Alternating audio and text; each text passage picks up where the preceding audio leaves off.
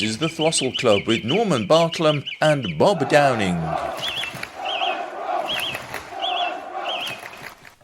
And welcome to a brand new programme. It's the Throstle Club, all about West Bromwich Albion's proud and wonderful history. And there's a big emphasis on this particular month in history. And of course, we're into the merry month of May, the season of triumphs for West Bromwich Albion. May and Wembley, two words which fit together when you think of West Bromwich Albion. Even if it is a long time ago. You think of 1931, 1968, 1954 and 1993 when Albion at the famous Twin Towers. We'll be talking about that and lots more later in the programme.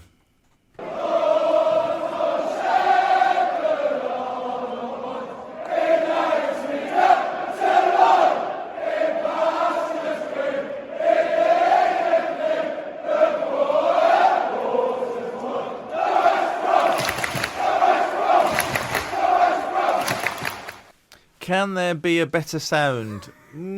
Possibly, but I can't think of one at the moment.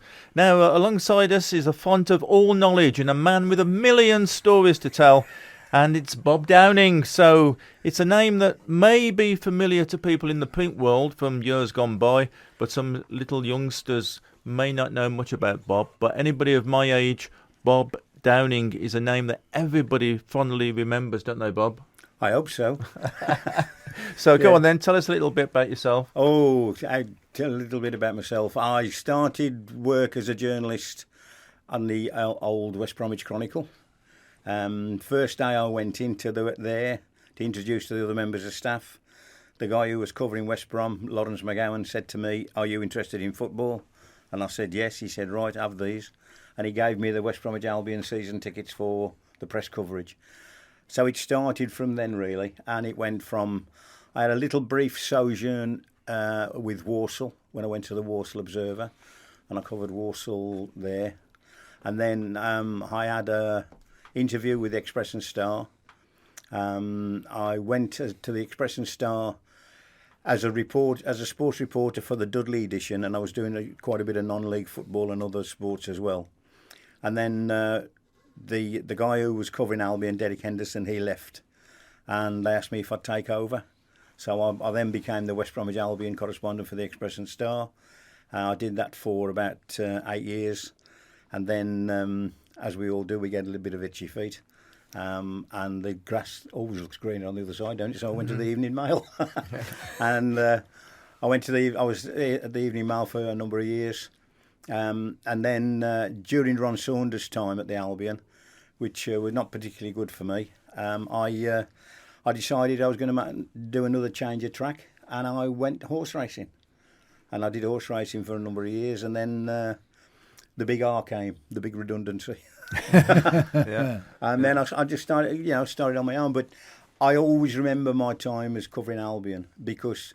Through the Sports Argus. And the Sports Argus, yeah. I mean... You never forget those days, and you never forget those teams, and you never forget the players. Well, I'm glad that you don't forget things, because we've got plenty to talk about that, later in the programme, haven't we? Yeah. So we're going to be talking about different aspects of events over the years. May 1993 was 30 years ago. Fantastic promotion, wasn't it? At that time, and you actually had to pay for the ticket for that. That's didn't right, you? because at that time, I'd left. I'd stopped covering football, and I'd gone on to horse racing. I was the racing editor for the Post and the Mail, and I mean, I always got the affection with Albion, obviously, and when they reached the playoff final, I managed to get a couple of tickets. Well, I got 3 tickets actually. One for myself, one for my son Matthew, and one for his best pal who was named Alan Hobson. And we went, but that was the only time I've actually paid to go into a football stadium. Didn't you say, "Don't you know who I am"? No, I said, "Don't you know who I am?" And they said, "Who?" Oh, brilliant. But that was, and I always remember that 93. It was the old stadium, obviously, old Wembley. And we'd gone up the steps and everything. And at that time, you went out on, from the concourse, and you went out into the stadium. And the look on Alan's face when he saw it. It was the first time he'd seen it. Matthew had seen it before. Yeah. I mean, we'd been lucky to get tickets for the Manchester United Brighton Cup final. Now, I got those from an old fella, an old pal of mine, who happened to be secretary of the Whalley Sunday League. And we just happened to be talking about various things. And he said, do you fancy going to Wembley for the cup final? I said, yeah, why? And he said, we've got 2 tickets, nobody wants to go. He said, I've asked everybody, nobody wants to go. So I said, if you want them, you can have them. Mm. So that's how we went there. I mean, that was that famous one where Man United should have lost. Gordon Smith missed and Smith must score was the famous commentary. That's right, yeah. And he missed it. And they went to a replay, and Man United beat them easy. Oh, blimey. But the look on Alan's face when he saw Wembley for the first time. Yeah. And same with Matthew when I took him when we went to Wembley for that cup final. You know, you could never imagine how vast the place was. Mm. From the television, it's like a lot of other things. It's like go back to racing. It's like the Cheltenham Hill for the festival. Everybody thinks that's a flat start. It's a flat finish. It ain't. Mm. They're going up quite a hill at the finish. Right. And that's what, amazes people when they go to Cheltenham for the first time, how steep that hill is up to the finishing line. And it was exactly the same with Wembley. But that day, that 93, that was obviously very special because, I mean, we were Albion fans all the way down. I think we'd gone down on the train and there was, it was a time when before Chiltern Railways, and they used to stop at Wembley Stadium, and that's why we did. That's why we did that one. I mean, it stopped everywhere else as well. Yeah. But it stopped at Wembley Stadium. Yeah. So May 1993, it was a fantastic victory, wasn't it, over Port Vale, and Albion were always going to win that because the whole place was just full of Albion fans. Outnumbered the Port Vale fans by God knows how many to one. I reckon some of the Albion fans must have been printing their own tickets because it did. I mean, I don't think from what I remember, I don't think Port Vale sold their allocation. Did they? They didn't know. And they came and then they sent them to the Albion. Yeah. But I mean, you do that now. And you think, you can't do that because of all, there might be trouble. There was no trouble. No. There was no trouble. Have you been to the new? I mean, you've been to the new Wembley, haven't you? Yeah. Is there? What's the difference between? I mean, in terms of atmosphere and that, is it? I think the atmosphere at the old Wembley was better because the roof was slightly a bit more closed in, so the sound echoed a little bit more than it does at the present day Wembley. Oh, right. Yeah. But back in 93, 30 years ago, people can just still remember the goals going in. Andy Hunt, Nicky Reid, Kevin Donovan right at the end. And it was always going to be one winner, and it was always going to be West Bromwich Albion. I think we all thought it was going to be everyone winner when Swan was sent off. Yeah. For that professional foul on Bob Taylor. Yeah. And really, I mean, when you think about it, before then, how many players had been sent off in a final at Wembley? I think there was only Kevin Moran, wasn't there? Yeah, Man I think United. you're probably right. Yeah, and it was a brave decision by the ref. Yeah, to actually send somebody off, realising what was at stake. Yeah. It was promotion. Wasn't just win a cup, which would have been great anyway.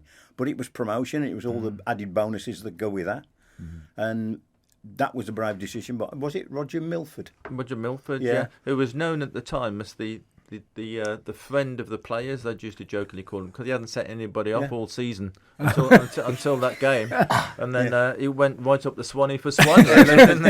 There was talk at one time we were going to make him patron of West Bromwich Albion.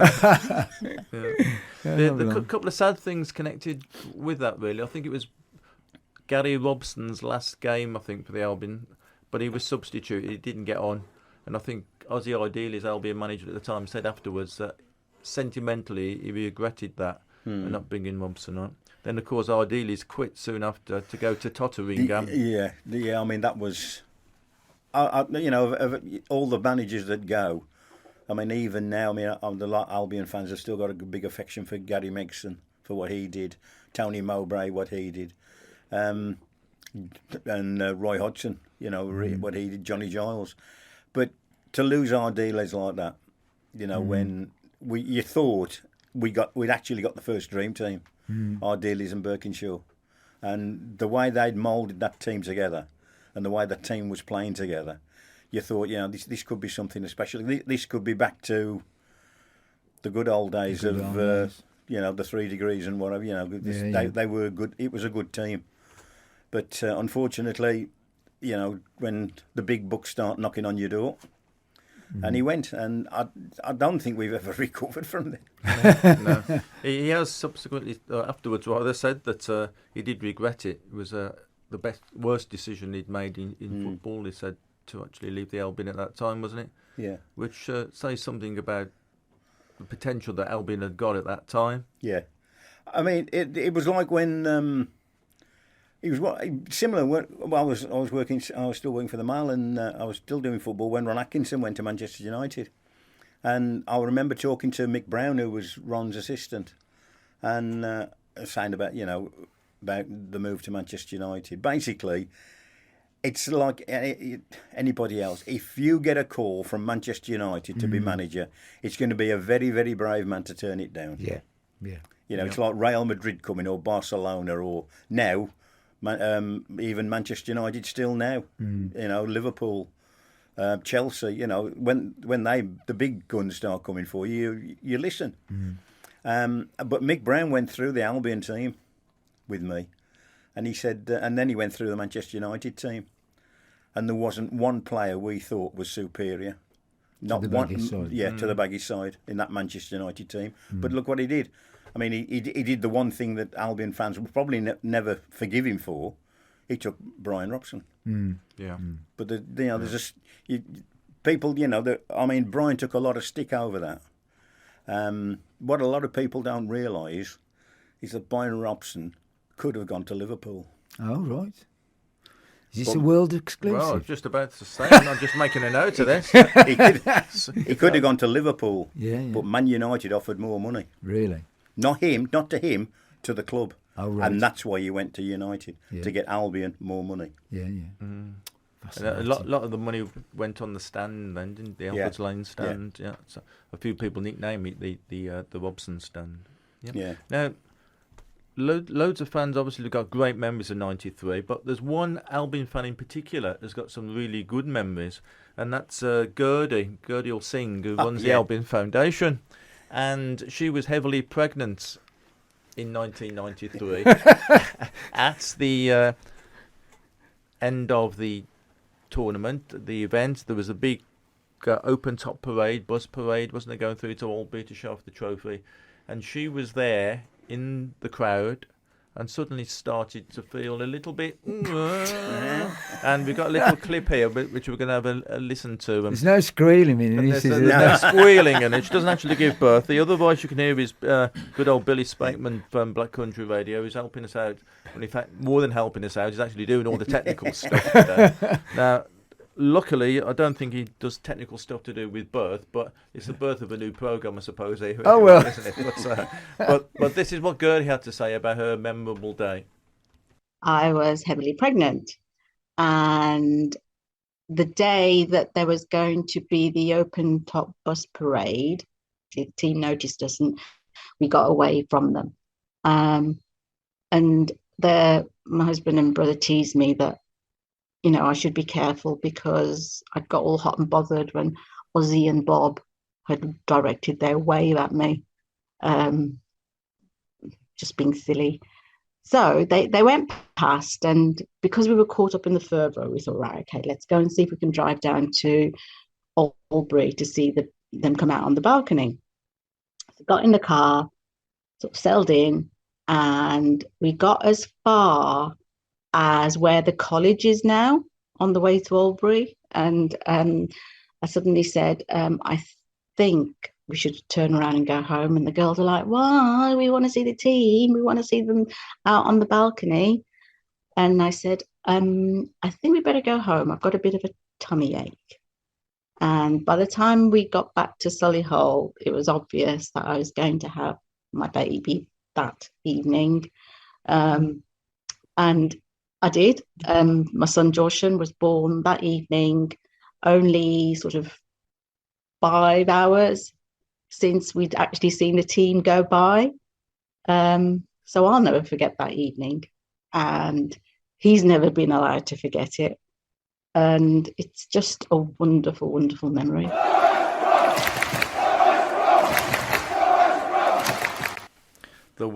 the West Brom, Wembley.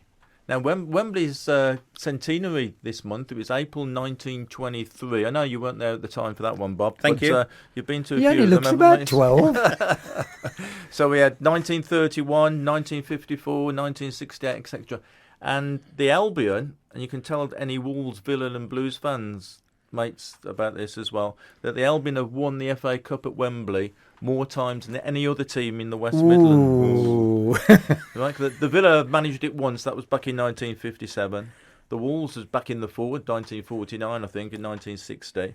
Poor old Birmingham City, they haven't really bothered. And of course, the Albion have won it the three times at Wembley.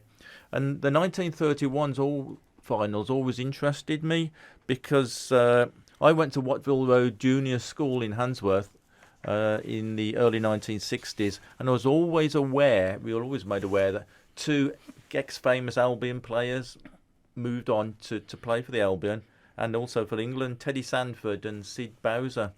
Good name, that, isn't it? Sid Bowser, what a great name. And Teddy Sandford was around at the Albion for donkey's years, and he used to have, do you remember the cafe he used to have up by the Albion grounds? Down by the Woodman Corner, wasn't it? The Woodman Corner, yeah. So I always remember those people whenever you think about the 1931 final. W.G. Richardson scored in that game. I think he scored 2 goals when we beat the Blues in the final, if I recall correctly. Yeah. And it was also the first time that the Albion had ever been on a live radio commentary, that 1931 final. Oh, well. Just shows how things have changed now, doesn't it? It was brilliant. In 1954, of course, we beat Preston, didn't we, 3-2.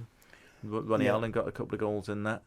And then, of course, the other big one is 1968, which is the one that certainly people of our age remember.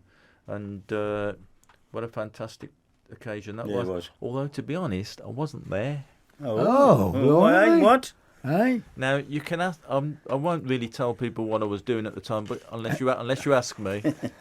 What were you doing, Norm? Well, being as you've asked, like May 1958, because the goal came just at the start of extra time, so I'd nipped up to the loo as a 10-year-old, and I was actually sitting on the loo when I heard the cheer downstairs, and that was the cheer of Jeff Astle scoring. So I actually missed the goal. There's a little aside there, Billy, about this 1968. Yeah. There's a guy who goes to the foundation called Alan Moore, and he is one of the guides, actually, at the Football Museum in Manchester. And he put something on Facebook for the foundation a couple of months ago. And one of the people who had been, he'd been taken round, was the governor of the Bank of England. Yeah. And he said, just as he said to the fella, he said, "What team do you support?" The governor of the Bank of England is a West Bromwich Albion supporter. Is he? Oh, wow. Yeah. And the reason he's a West Bromwich Albion supporter is because he lived in Leicester at the time, and that was the first cup final he'd seen on television. Oh, God. And he remembered Jeff Astle. Blimey. And from then on, he was a West Bromwich Albion fan. That's what he told Alan Moore anyway. Well. Any libel actions, please send to radio. So what was that the team, Bobby Hope and Graham Lovett and all that? Yeah. Well, see, I marked Bobby Hope when I was 9 years of age. Did you? We went to a football course at Ribbersford, and at the end of at the end of the week, they picked this team and they said, "Right, today you're going to be playing against a special team we're going to bring in." And this coach turned up. It was and it was the year Ace Hartford had first started. He was only about 16, and we played the Baggies first team, and I was marking Bobby Hope. Wow, that's fantastic. Well, I never actually marked him. I never got near him, but it was great. Yeah, fantastic. That's a great memory for you. That is. It is. It's brilliant. Marvellous. And I can remember looking back now that it was this little kid come off, and everybody's going, who's that? And he was talking in this broad Scottish accent, and they went, "Oh, that's one of the new ones that started Ace Hartford." So he'd be about he'd only just come down, 16, 17 he'd be. Yeah, fabulous. Yeah, Ribbersford. Brilliant. How about that? Yeah, God. There's loads of good memories that people have got about 1968, loads of quirky things. And I spoke to Graham Williams, who was the Albion captain that day back in 1968. Now, what do you think the Albion players did the night before the game? Well, if there was anything like the Swindon Town folks, they had a point and a fake. Well, I'll give you a bit of a clue. A paintbrush is involved. A paintbrush? Not even I knew this. No. Right, okay. This is it. Little clip here. Yeah. Graham Williams talking about what the players actually did the night before the game. Let Graham Williams reveal all. Oh. And we got sponsored. Ozzy was our commercial manager. Ozzy was the commercial manager. And I have asked, what did you do the night or before the game? Well, we normally used to play table tennis because we had one or two useful table tennis players. So we used to do those. But to this time, because we'd been sponsored, £500 for the team to wear Adidas boots. We'd got Puma boots. Most of us had got Puma boots. So what we had to do is get some paints. Yeah, so go and get some paint, black paints, paint them, and then put 3 white stripes on them. And that's what we were doing the night before the cup final. Black Country Extra. So it's astonishing, really, isn't it? Could you imagine players of today doing that kind of thing, painting the boots like that? I thought it would be the dressing room or something like that, yeah. We always think about white boots, don't we? Asa Harford, we mentioned earlier, was one of the first players to have white boots, along with Alan Ball back in the must be late 60s, I suppose, wasn't it? Yeah. And you used to say, God, you've got to be a good player To stand out in boots like that. But they have all colours now, don't they? All colours of the rainbow. You can have any colour except for black these days, can't you? Don't talk to me about modern football. Now Gloves and bloody tights are. Yeah. Now, see what they just tell you on Semitic Park, mate, on a Saturday afternoon, coming on with him. Yeah, I'll tell you, some of them will be coming on with their overcoats, won't they? So. Yeah, they will. And all carrying an umbrella. The thermal thing. They got it's come from athletics. They got them straps all over the body. What's that to do? That's giving data back to somebody. Oh, is he? Yeah, they ain't just there to make them look good. Oh. There's data inside those things. Oh, is there? And it tells you how far you run, how fast you run, how far you walk, how slow you walk, how quick you turn, and it all coming through on a computer. Blimey. So when they look at it, they say, well, he did run very far. No, that's where they get. He did 322. There's so many ludicrous statistics around these days, isn't there? So it was so much simpler back in 1968. All you had to do is be a right-footed player and hit the ball with your left foot and score a goal. I have got a story about the Baggies. My brother, my son-in-law is a big Baggies supporter, and his dad. And since I finished playing, I didn't really take any interest in football as such. And then my daughter said, Ian's got you a Christmas present. And I went, what is it? He says, he's bought you a ticket to the Boxing Day match.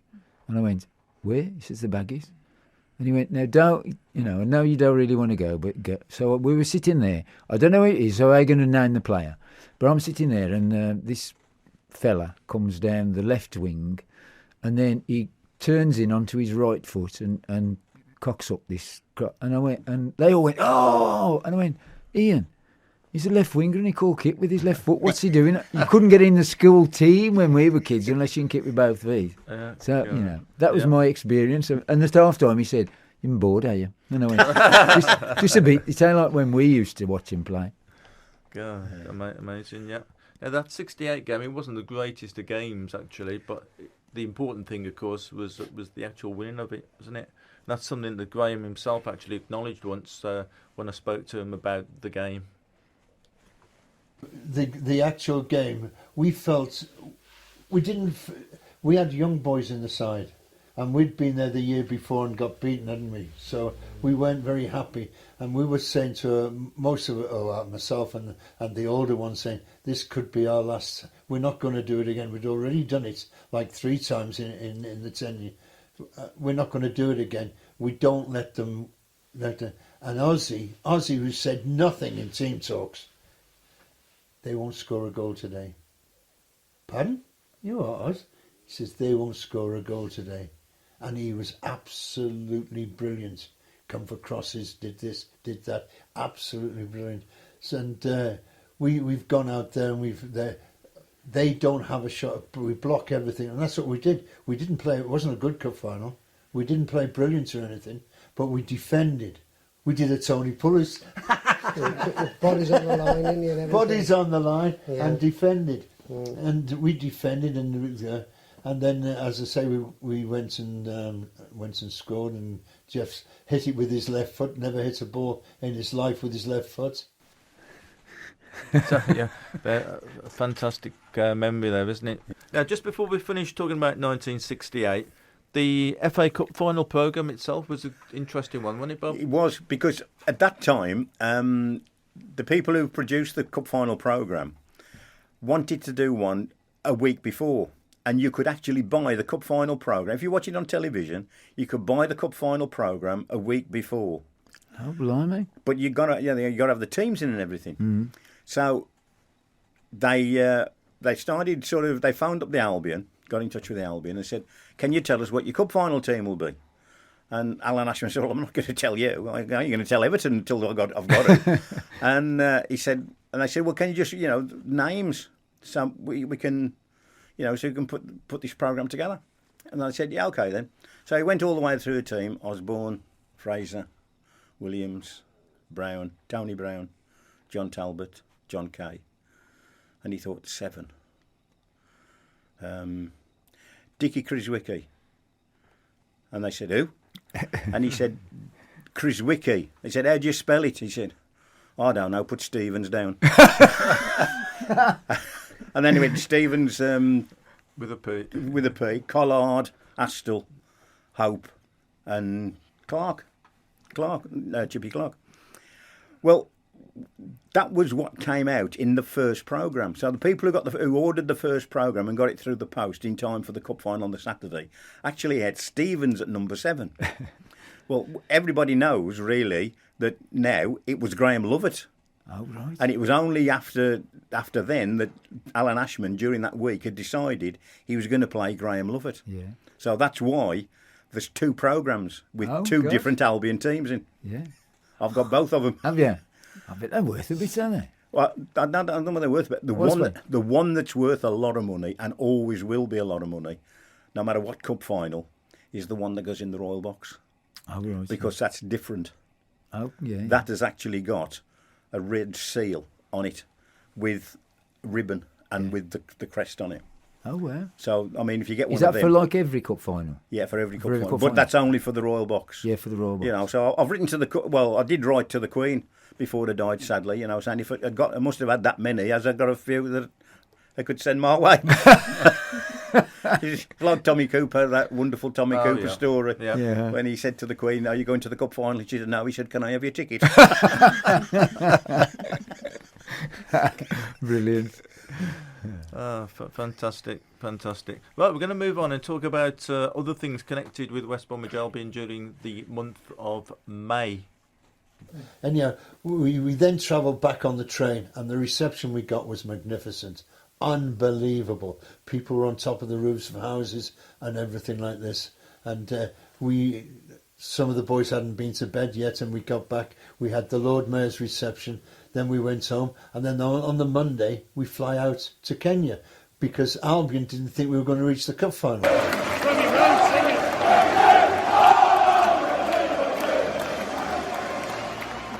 And one of the players that we always loved and still do is Tony Brown. Now, he was, of course, in the 1968 final. And great servant for the Albion. He's still around now, doing anything for supporters. And he does local radio as well, of course. And he's known to every single generation, is Tony Brown. Absolutely fantastic. And everybody said he should have played for England a lot more than he did. He only had 1 cap, didn't he, Bob, for England? And that was in May in 1971. And it's a real shame that he didn't get any more caps than that. He was. I mean, I suppose a lot of people will say, they're probably saying now, if he played for a London club, he would have been sort of more of a regular than he was. He'd have been called up certainly more times than he was.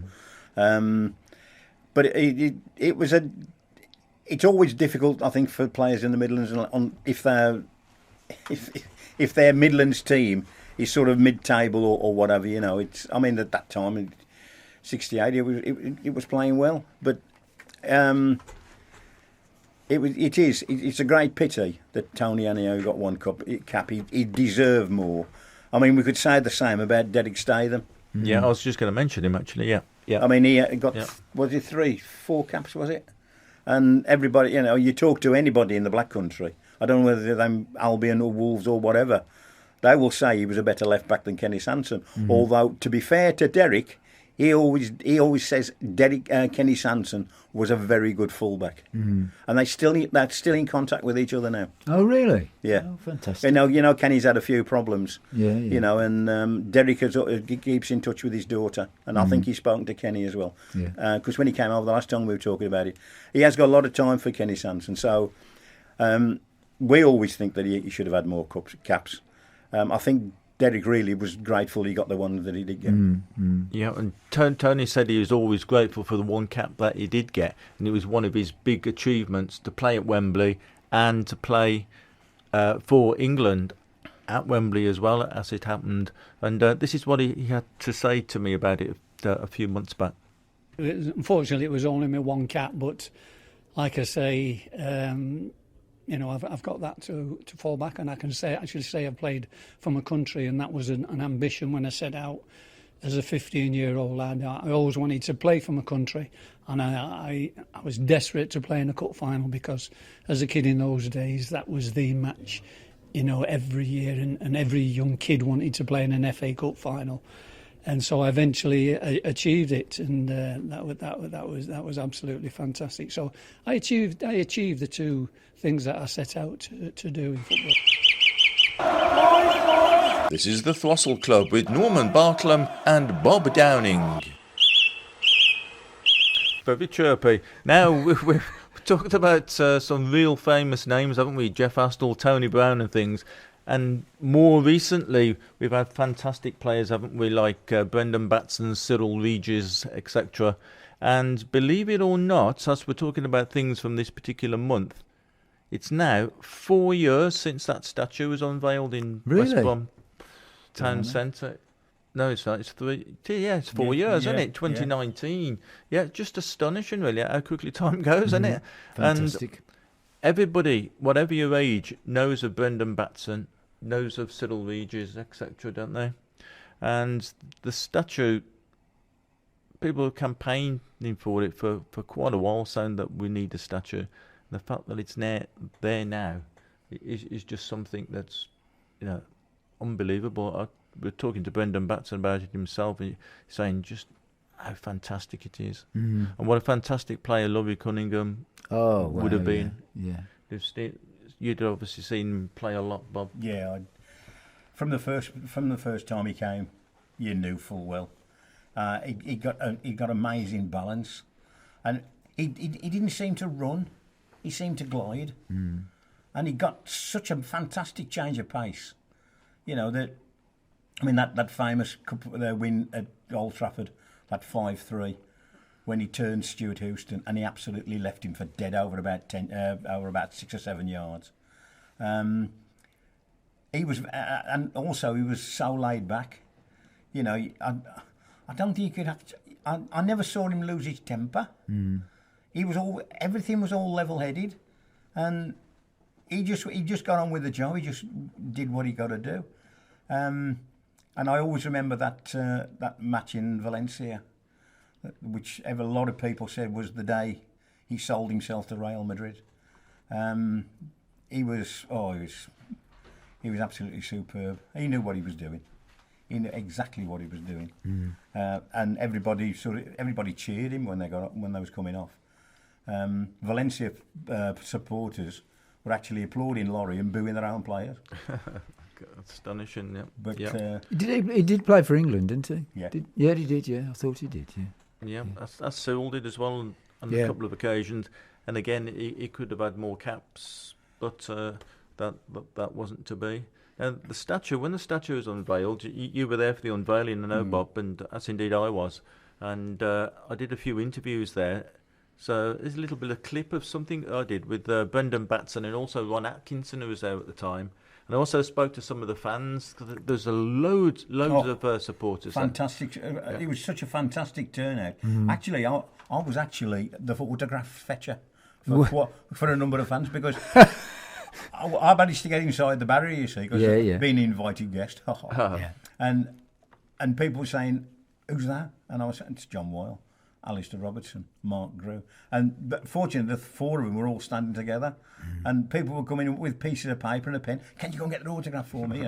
So I was going around everywhere getting the autographs. I bet they thought he's a bit old to be doing that.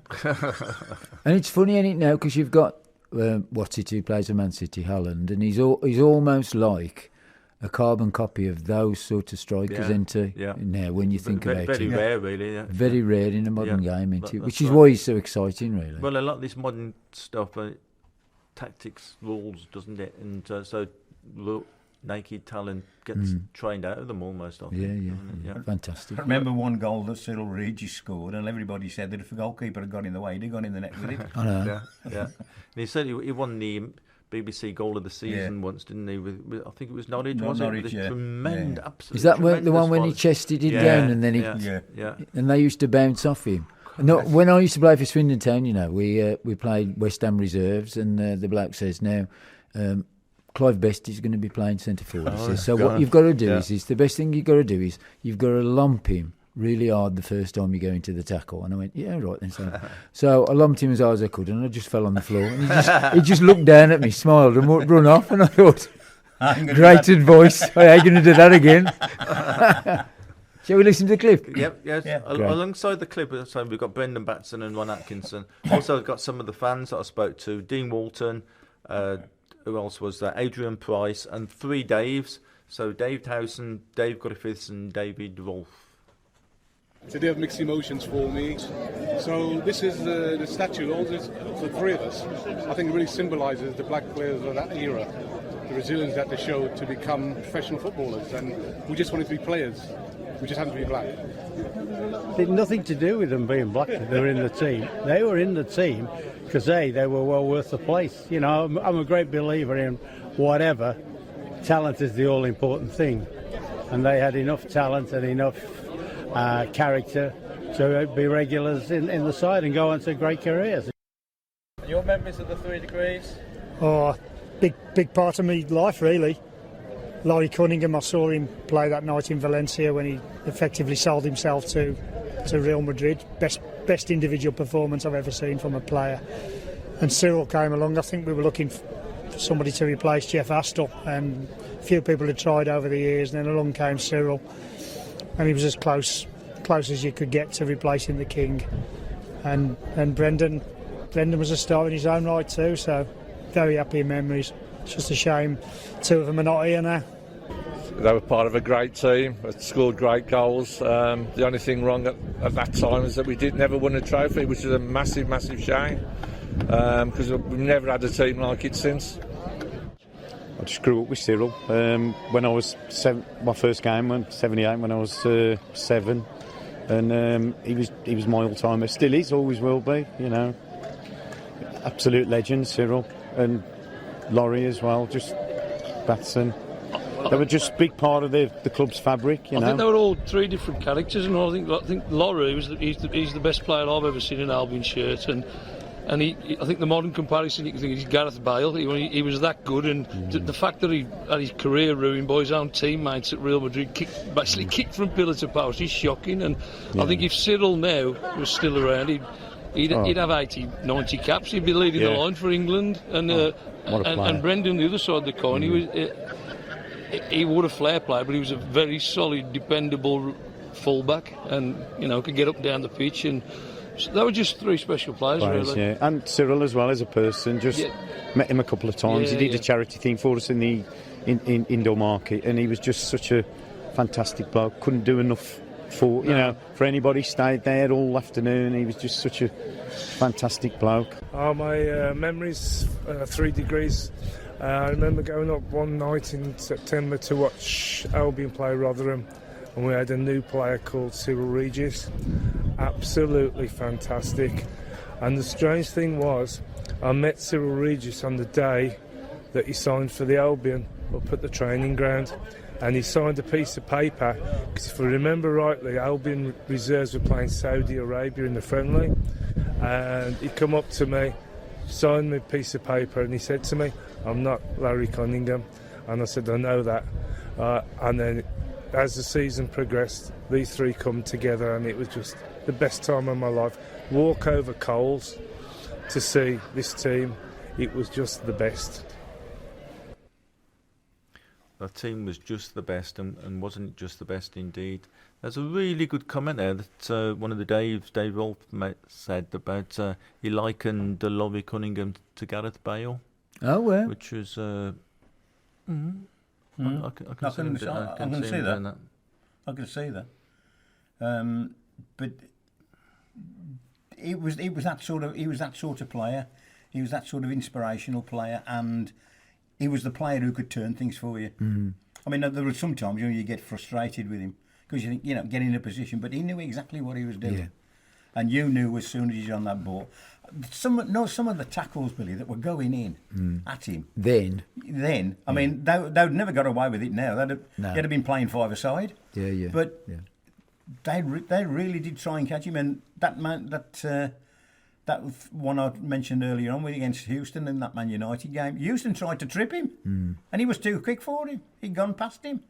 It is like that. They're fearless, aren't they? There's I don't know what his name is. I think it's Junior who plays for Real Madrid at the moment on the left, and he'll try 10 times, 11 times, and the fullback will. But he never just gives in. He just thinks one of these times I'm going to get round you, and he does. Yeah. And I think that's the side. That with great players, that's what it is, isn't it? They ain't bothered if they fail, because one of the times it's going to work for them. Innit? I mean, the other one. I mean, just going back in time before that was Chippy Clark. Yeah, Chippy Clark. I think Chippy Annie just to wear shin pads because he'd been told to. Yeah, fantastic. Anyway, you're famous for the Sports Argus. Now, many folks will remember the sporting newspaper, Pink Saturday Night Sports paper. Obviously, youngsters won't remember it because it finished in about 2006. But what was special about the Sports Argus, youngsters, is that it covered all your local football, not just your big teams like the Albion and the Blues and little teams in Wolverhampton in the Villa Aston area as well, mention them. But it's also just to mention works football, and so many grassroots sports were mentioned in the Sports Argus. And one great big thing about it, Bob, is that it used to come out so quickly, didn't it, after the final whistle on a Saturday night? Yeah, that always amazed people, when you was thinking that, I mean, this is the day before Sky and added time and everything else. The matches usually finish about 20 to 5. And you wouldn't believe it, but the Argus was ready to go. All it was waiting for was the results. As soon as we had the results page, which is usually at the back, the front had all been done. All the special pages had all been done. The runs had all been done. It's just waiting for the full time. As soon as we got that full time, the presses went down to the presses. It was put on the machines, and away they went. And we used to have van drivers all waiting, and a long line of queue in Colma Circus, all with the back doors open. And as soon as they started coming off there, they'd be away. They were away. And we'd be amazed because you'd finished playing Smethwick Park, and by the time you'd had a wash in a bucket or something and got home, the Argus was there with your results from the match you'd just finished. It's incredible, wasn't it? Really, when you think about it. Yeah, I mean, we've spoken to Ian Johnson, who was the sports editor of the Argus for a number of years. Great bloke, really good fella. There was, others like Dave Whaley and Ken Montgomery and Dave Stennett, but they all knew that if you got to 1 minute past 5 and that hadn't started that press hadn't started rolling, all of a sudden there's going to be an inquest. You got, I think Ian said they'd got till 5 past 5. After 5 past 5, you were on the carpet on Monday morning. Oh, blimey! If it was after 5 past 5 when everything started rolling, that's what you were on the carpet the next morning. So they usually about 1 minute past 5, 2 minutes past 5, that's when they'd be running, and they'd be coming off as And the thing about it was, it weren't only going to Birmingham and to the Black Country. It was going down on the motorway, like the 68 Cup final. Yeah, the 68 Cup final was probably the day of the biggest circulation ever for the Sports Argus, because they rushed down down in the vans, the motorway service stations. Every motorway service Oh, as you were station. coming back on Every motorway Coming back, service station And from down Watford at, Gap. Yeah, down at the station, railway stations as well. Blimey. Absolutely fantastic thing. And the good impressive thing is the teamwork that I've been finding out about. And the more I delve into it, the more I'm just in awe of the organisation, how we got everything out so quickly. And it goes back really at the start as well, the start of the day with the copy takers. Tell us a little bit about the role of the copy takers, what were they and how did they work, Bob? The copy takers were, as the name suggests, what's on the tin. But they would get in on a Saturday at about probably, well, some of them would be working for the Mail anyway. And then they used to get sort of casuals in as well. They'd be given a desk, obviously with a typewriter and headphones. And it was usually the same girl who covered the same team. So we knew who the girls were.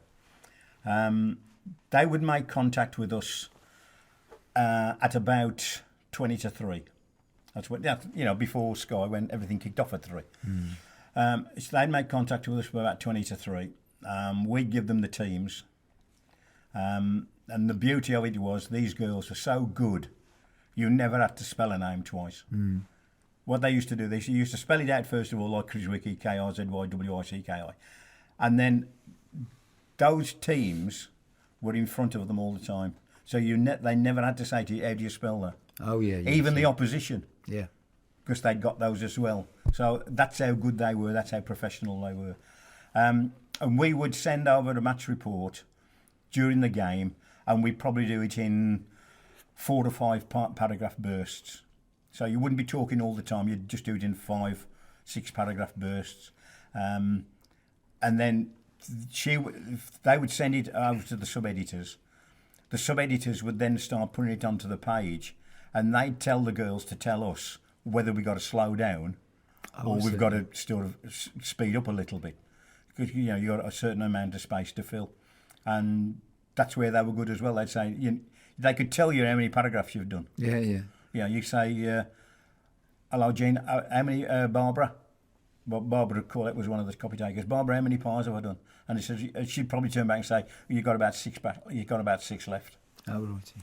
So that's how good they were. It's unbelievable, isn't it? When you think. And as soon as any goal was scored, you'd say, goal for Albion, Brown, 53 minutes.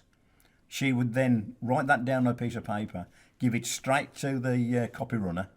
They'd then take it from her to the sub desk, and that would be then put on in front of the sports editor, who would then start working on headline or whatever. Yeah. But I mean, they were getting a constant report of what was going on, so they knew which one we're going to be. It's incredible, isn't it? Yeah. Absolutely incredible. Yeah. One of the things is, of course, people used to rely on the Argus because you had limited ways in which you could find out what the scores were in those days. And all this modern technology is what ultimately led to the demise of the Sports Argus, because everything became even more fast and furious than the Argus was, because people didn't want to know straight away at the final whistle. They wanted to know what was going on during the game and finding out. Yeah. And that's when local radio came in, and WM now, fantastic stuff that Radio WM does. And you've also got stuff like Sky.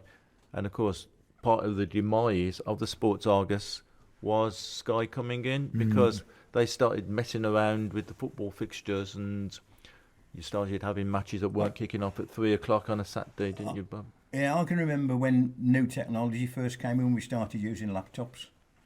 And the Mail was one of the first to send their team out with laptops. And we would write a report on our laptop, and then we would send the report back through the telephone lines.